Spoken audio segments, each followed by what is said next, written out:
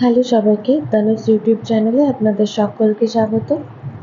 আজ আমি recipe pomfret মাছ। এই মাছটা অনেকে খুবই পছন্দ করে, আমরাও ভীষণ পছন্দ করি। চলুন আমি বাড়িতে কীভাবে বানাই সেই রেসিপিটাই বলে দিচ্ছি। পমফ্রেট মাছের ঝাল আমি বানাবো। তো পমফ্রেট মাছগুলো আগে থেকে দেখুন কেটে ধুয়ে জল ঝরিয়ে রেখেছি, আর মাছগুলোর গায়ে এরকম করে কাট লাগিয়ে নিয়েছি যাতে নুন হলুদ ভালোভাবে ঢোকে। আমি সব মাছেরই গায়ে এভাবে কাট লাগিয়ে নিই। মাছের গায়ে নুন হলুদ মাখিয়ে নেব। সামান্য 1 চামচ হলুদ, আর লবণটা আমি কম করে দিলাম, কারণ অনেক সময় এইসব মাছে কী হয়, বরফের মাছে লবণটা মাখানো থাকে আগে থেকে আর নুনটা বেশি লাগে। সেই জন্য সবসময় চেষ্টা করবেন এই বরফের জাতীয় মাছগুলোতে একটু কম করে লবণ মাখানোর, তাহলে মাছগুলোর নুনটা বেশি লাগবে না।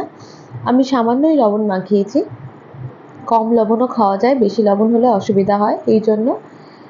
এইবার একটা মশলা তৈরি করে নেব। এদিকে আমি মাছগুলোকে ম্যারিনেট করে রেখে দিলাম নুন হলুদ দিয়ে।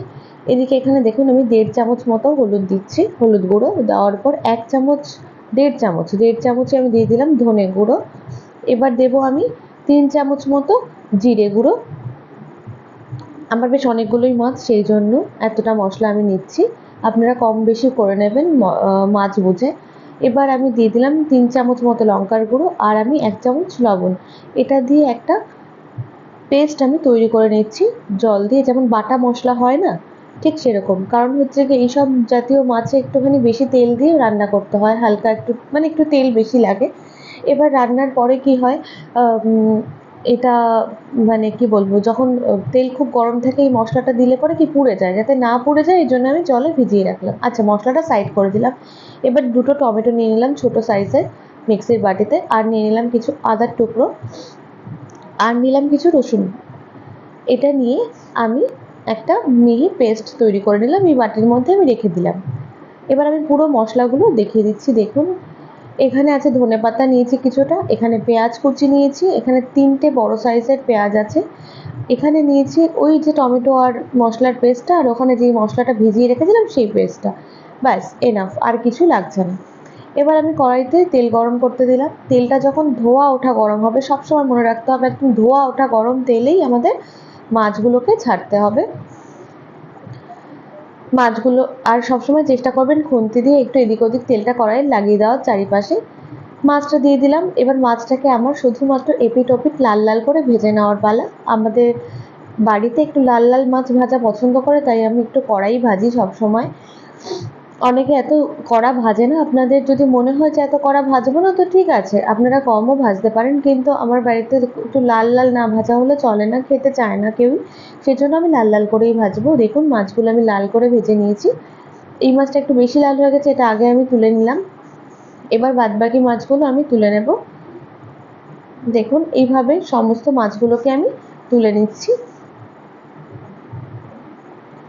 মাছগুলো তোলা হয়ে গেলে এই তেলে আবারও আমি কিছু মাছ দিয়ে ভেজে নেব। আমি এবার ব্যাচ ওয়াইজ মাছগুলোকে ভেজে নিচ্ছি। এক ব্যাচ তোলা হয়ে গেছে, এইভাবে 2-3 ব্যাচে আমি মাছটাকে ভাজা কমপ্লিট করব। আগের ব্যাচে 5 পিস দিয়েছি, এই ব্যাচেও আমি 5 পিস মাছ দিলাম, এটাও ভেজে তুলে নেব। দেখুন তোলা হয়ে যাচ্ছে, এই মাছটাও ভাজা হয়ে গেল। এইবার যে তেলটা আছে ওই তেলের মধ্যেই আমি দিয়ে দেব কিছুটা কালো জিরে ফোড়ন।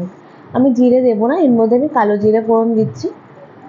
বেশ খানিকটা কালো জিরে ফোড়ন দিয়ে, কালো জিরে দিয়ে না বেশিক্ষণ নাড়তে চাড়তে হবে না, জাস্ট দিয়েই আপনারা পেঁয়াজ দিয়ে দিতে পারেন, গন্ধটা ভালো লাগে তাতে। যেমন জিরে হয় কি, যে জিরে যতক্ষণ না ফাটছে বা ফুটছে ততক্ষণ দেওয়া যায় না পেঁয়াজ, কিন্তু কালো জিরের ক্ষেত্রে দেওয়া যায়।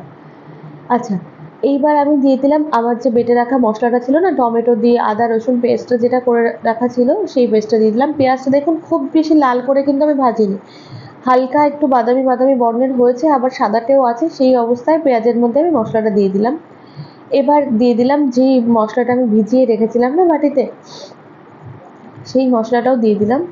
এবার সম্পূর্ণ মশলা দিয়ে ভালো করে কষিয়ে তেল যতক্ষণ না ছাড়ছে আমি জল দেব না।